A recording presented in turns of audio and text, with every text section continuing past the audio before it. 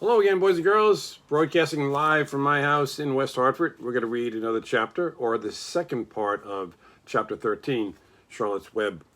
If you remember, yesterday, Templeton went to the junkyard and found some paper and came back with a note that said pre-shrunk.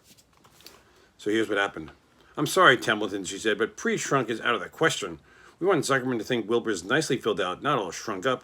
I'll have to ask you to try again. What do you think I am, a messenger boy? Grumbled the rat. I'm not going to spend all my time chasing down something in the dump for advertising material. Just once more, please, said Charlotte. I'll tell you what I'll do, said Templeton. I know where there's a package of soap flakes in the woodshed. It has writing on it. I'll bring you a piece of that package.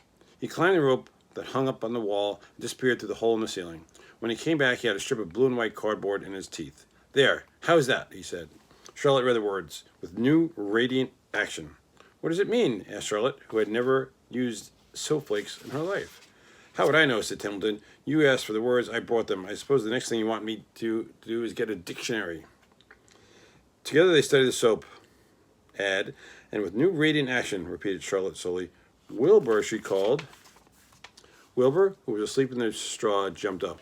Run around, commanded Charlotte. I want to see you in action, to see if you're radiant. Wilbur raced to the end of his yard. Now back again, faster, said Charlotte. Wilbur galloped back. His skin shone. His tail had a fine, tight curl in it. Now jump in the air, cried Charlotte. Wilbur jumped as high as he could. Keep your knees straight and touch the ground with your ears, called Charlotte. And he looks like this. Wilbur obeyed. Do a backflip with a half twist in it, cried Charlotte. Wilbur went over backwards, writhing and twisting as he went. Okay, Wilbur, said Charlotte. You can go back to sleep. Okay, Templeton, so bad will do. I guess I'm not sure what Wilbur's actions is exactly radiant, but it's interesting. Actually, said Wilbur, I feel radiant. Do you, said Charlotte, looking at him with affection? Well, you're a good little pig, and radiant you shall be. I'm in this thing pretty deep now. I might as well go to the limit. Tired from his romp, Wilbur laid down in the clean straw. He closed his eyes. The straw seemed scratchy, not as comfortable as the cow manure, which is always delightfully soft to sleep in. So he pushed the straw to one side and stretched out in the manure. Wilbur sighed. It had been a busy day, his first day of being terrific. Dozens of people had visited his yard during the afternoon, and he had to stand and pose, look as terrific as he could. Now he was tired. Fern had arrived and seated herself quietly on the stool in the corner. Tell me a story, Charlotte, said Wilbur, as he lay waiting for the sleep to come. Tell me a story, please. So Charlotte, although she too was tired, did what Wilbur wanted. Once upon a time, she said, I had a beautiful cousin who managed to build her web across a small stream. One day, a tiny fish leaped into the air and got tangled in the web.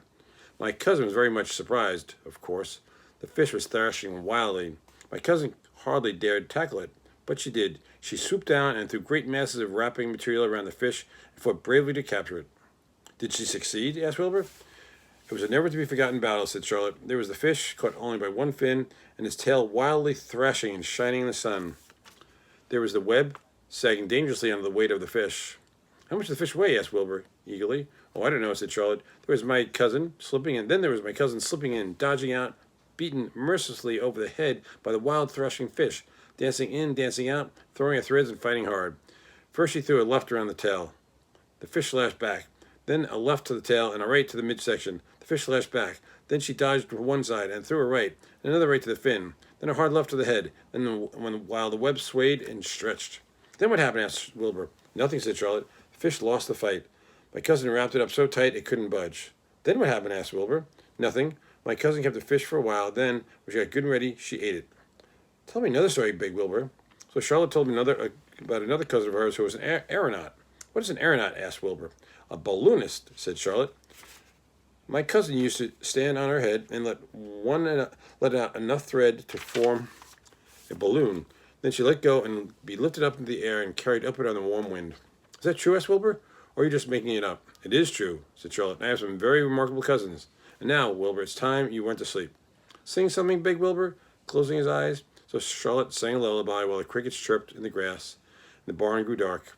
This was the song that she sang. Sleep, sleep, my love, my only, deep, deep in the dung and the dark. But be not afraid and be not lonely. This is the hour when frogs and thrushes praise the world from the woods and the rushes. Rest from care, my one and only, deep in the dung and the dark.